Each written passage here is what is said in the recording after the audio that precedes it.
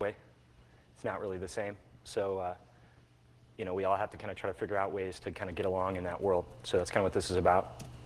So what is corporate warfare? Well, it's what everybody else does while you read Bug Track and Vuln Watch and Full Disclosure List and all that other kind of good stuff. If you're right and nobody else listens, does it really matter? The compliance stuff, policy, all those kind of things will get you to a certain point. And if you've got those kind of things to get things that you need for security, that's great. But sometimes there's things that are beyond that you just can't get any other way. And so this is the kind of thing that people outside of our world, spend most of their time doing, I think.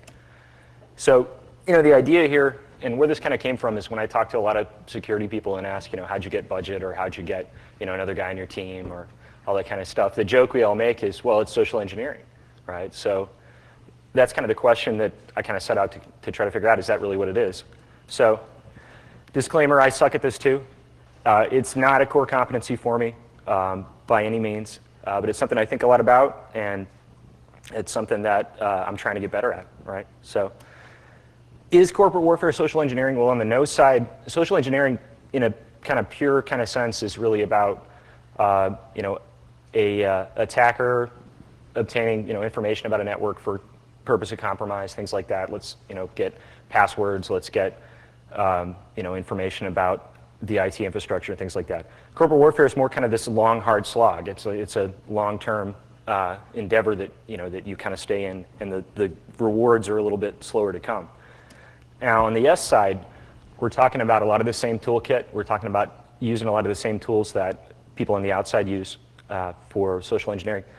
And for me, it's kind of a reference model. I don't know if everybody else does this. I think a lot of people do, but hacking's kind of a metaphor for life and a metaphor for work. It's just kind of, I talk a lot about in my life about finding the hack.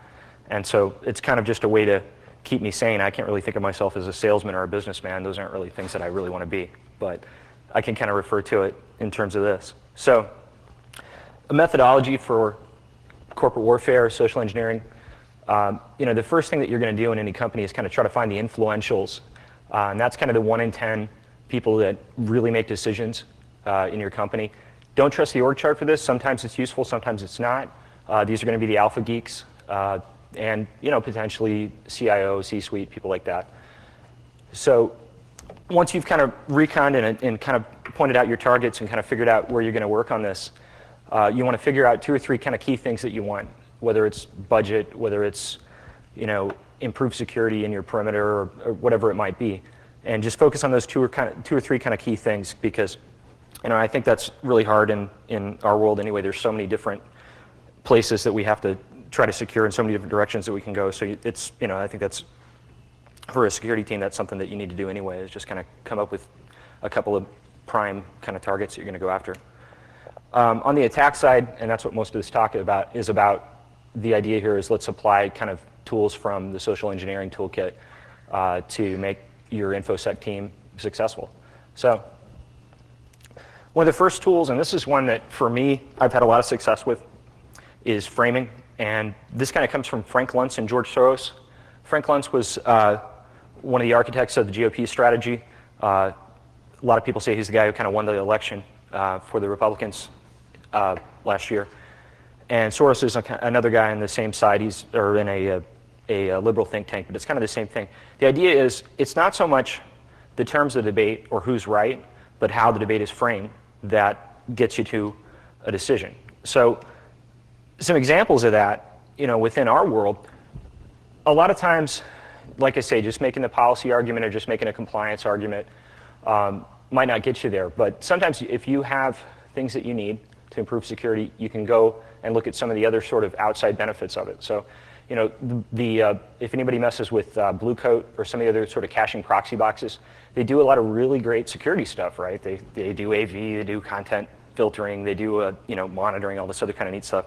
But they also make your network faster. They cache and they improve web performance. So, kind of push that side of it. Firewalls, same kind of thing. I worked for a company that didn't have any firewalls in any of their branches. They had a global network with just routers doing NAT, and that was it. And I didn't have much of a sell on the security side. They just weren't buying it. But in a couple of those offices, they were internationals, and they had really expensive bandwidth. South Africa, as an example, costs something like $3,000–4,000 a month for like a frame relay circuit. So the case that I could make was, guys, we'll put this firewall in, and it's going to do quality of service, and it's going to tune your performance on your network, and we'll cut down on the traffic leaving the network, and that can save you on bandwidth, which will make you able to keep from having to upgrade that pipe as quickly, right? Another one is input validation, data sanitization stuff. You know, when you're dealing with developers and you're trying to fix like SQL injection problems, or you're trying to fix, you know, cross-site script issues and all this kind of stuff, a lot of times your devs really aren't going to be thinking the same way. Like I say, a lot of people don't think about this stuff the way we do.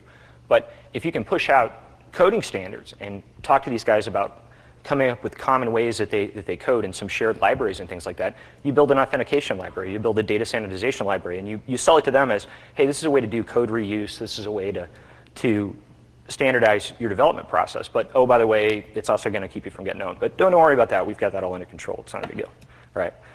So another tool in the toolkit, Robert Cialdini, and where this came from, this is the book that Kevin Mitnick used when he first kind of started out in the social engineering world, and he said this was kind of the book that changed his life. Robert Cialdini is a social scientist. He's a guy who signed up to be an Amway salesman and a Fuller Brush salesman, and worked with like the Krishnas and all this other kind of stuff, trying to learn about how people persuade and influence. And you know, he was kind of working on this concept that there's some people that are pre-wired for it, right? And I'm not really one of them. But there's a lot of people that are. It just seem like they can always get what they want. And so he was kind of tried to catalog and define kind of how that works. And people in the social engineering world use these kind of tactics all the time. In fact, if you watch the other talk on related to social engineering yesterday, Joel Klein, it talked a lot about some of the stuff from Cialdini. So his deal is kind of the click-whir effect. There's certain autonomic behaviors that we have that you can trigger in certain ways if you approach it the right way. And that'll just give you this kind of result without any kind of reason or rationality, right? So that can be a good thing if you need stuff for your security team, right? So reciprocation, this one's kind of interesting. Did anybody buy a car lately? Has anybody purchased a vehicle? When you were in there with the car salesman, did he offer to buy you a Coke? Because they always do that, right? You're in there, the little negotiating room or whatever, and he says, hey, Bob, can I get you a soda? The reason they do that is that reciprocation is something that we're wired to do. We're all wired to respond back when we get something. And that's just, you know, it's our nature as sort of humans, right? We trade and we engage in bartering and all that kind of stuff. What's interesting about the reciprocation response, what Cialdini found, is that it doesn't have to, what you reciprocate with does not have to be proportional with what you were given. So that's kind of cool. So what you could do there is look at, you know, when you go into a battle and you're really talking about something big, you've got an extranet environment you need to secure, you've got some new project that's not coming out the way you want it to be, and security is going to get ran over on this thing. Come in with some concessions. Come in with a couple of things that you're ready to kind of concede and start with that, right? And so then your opponent is going to reciprocate, and maybe they'll move a little closer your direction, right? So that's kind of a useful tool. Commitment and consistency is another one that Cialdini found was a kind of a built-in behavior in most people. Nobody wants to be a hypocrite. Nobody wants to contradict themselves. There's also things like attribution bias and perception bias and things like that, that once we arrive at some kind of conclusion, it takes a lot of evidence to turn it the other direction, right? So with that, once you persuade, say, your CIO to make some kind of foray into security, you know, we're going to cut down on spyware, we think it's a really big problem. I read this really great article in the Wall Street Journal and it says this is a big deal. Then you say, well, Bob, you know, you said to me that was something that's really important to you. And so I'm, you know, from that, I need this $500,000 for, you know, anti-spyware or whatever it is. But use his consistency, his commitment, and play that direction instead of trying to persuade. So you use what somebody else is already committed to, and then you gather more and more commitments from them, go in that direction. And that's actually commitment and consistency. That's also in social manipulation, social engineering. That's what a lot of that stuff is about. You get these little small commitments from people, and then you use those to kind of get further, larger commitments. And that's really what, if you're at a company that doesn't like security, that's really what you're doing. You're trying to make these little steps a little bit at a time, and so you use their commitment. to do that. Authority and social proof, you probably don't have this. I never have. Usually the people that are the decision makers in IT are not the security guys. You're kind of these token people that they bring in at the last minute. One company I worked for had a workflow for projects that through that workflow there was a step in there that said obtain exception from security team, and you kind of get security to sign off. And that's part of the workflow for it. So you probably don't have that, the kind of authority that you need. But what you can do is try to win those influentials over and get public commitments from them about security, and that kind of moves the herd that direction. And I think really that's what kind of security awareness training is about too, is the concept of trying to get kind of a group think going and get people all in that kind of direction.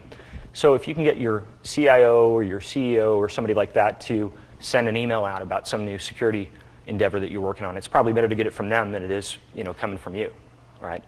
So that's another kind of useful tool. We're getting a little further out in the weeds here, I think, for a lot of people, but this is something that I've found kind of useful in dealing with sort of corporate land. David D'Alessandro is a CEO of John Hancock. He's also as cynical as I am about this stuff, so I think he's a pretty good guy. His deal is that we're all kind of commodities, right? Companies pay for a service that we render, and we're there to provide that service, whatever it is. And so we want to be a good commodity. We want to show that we have value.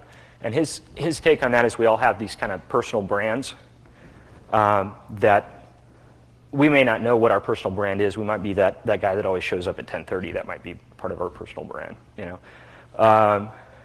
So think about what your personal brand is, and also think about what the brand for your security team is and how you guys are perceived. And I think the answer a lot of the time is we're the guys who say no.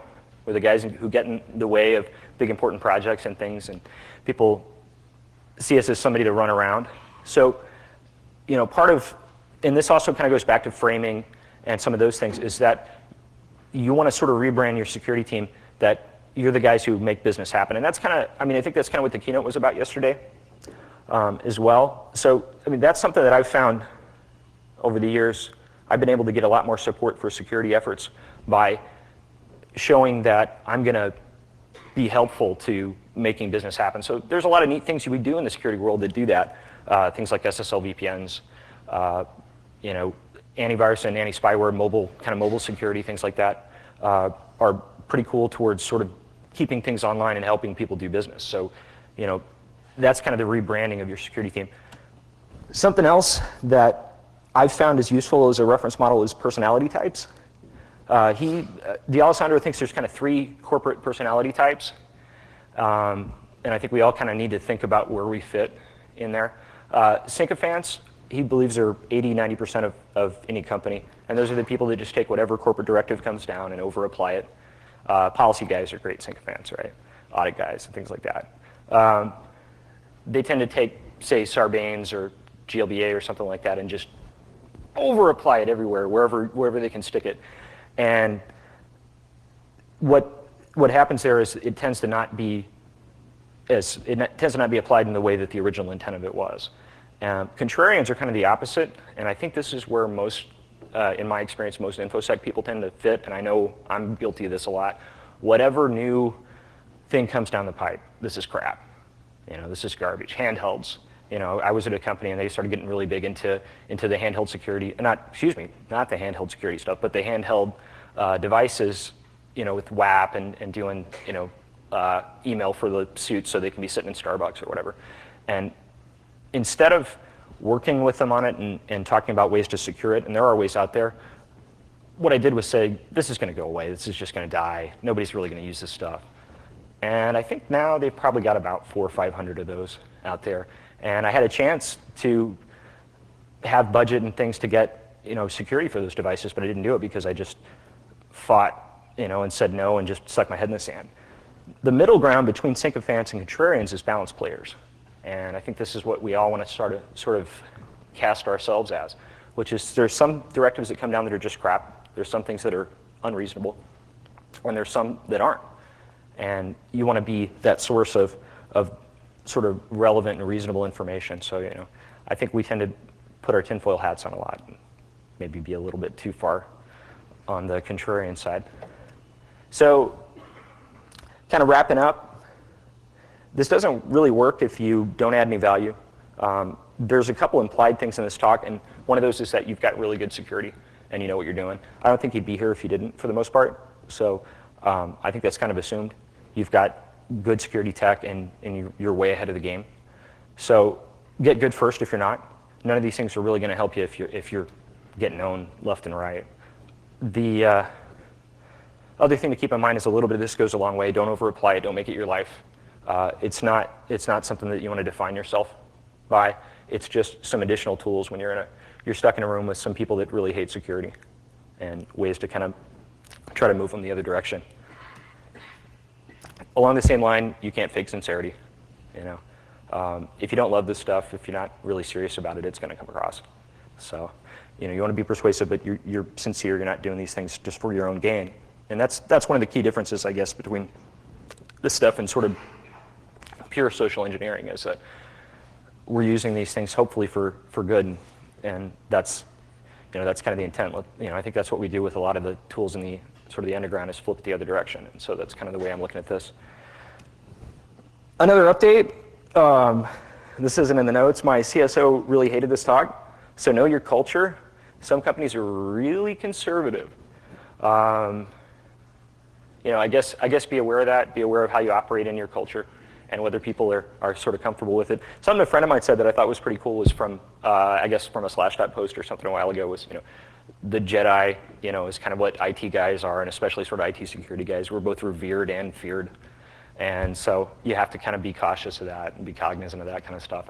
I think we all know that. You have that, oh crap, what are we going to do if this guy leaves, is what most of us kind of get cast into sooner or later. So I guess be aware of that. So along that line, www.cypherpunk.org/resume. I'm in the market, so if anybody is interested in somebody who wants to social engineer security, talk to me. IDS, firewalls, all that kind of good stuff. And that's about it. Thanks. You guys rock. If anybody has any questions, shoot. Sir? Well, like I said, I am in the market right now. Overall, it's been pretty well. One of the things that I've been doing this for about 10 years, and one of the things that I personally would say I've differentiated myself with a lot of other security guys is that we tend to not be connected with the business, and we tend to not really think about what the rest of IT wants. We tend to be this barrier. And I've seen a lot of organizations where security eventually just renders themselves kind of completely irrelevant from doing that, and ends up getting kind of reorged and stuck off in a corner somewhere. I try to really get in the middle of projects and be really involved with the network guys and the Unix guys and everybody else. And I think that, for my personal brand, that tends to differentiate me a little bit. So, and I guess that's kind of what the talk's about. So I get paid okay, I guess. Any other questions? Anybody? Bueller? Cool, that's it. Thanks, guys.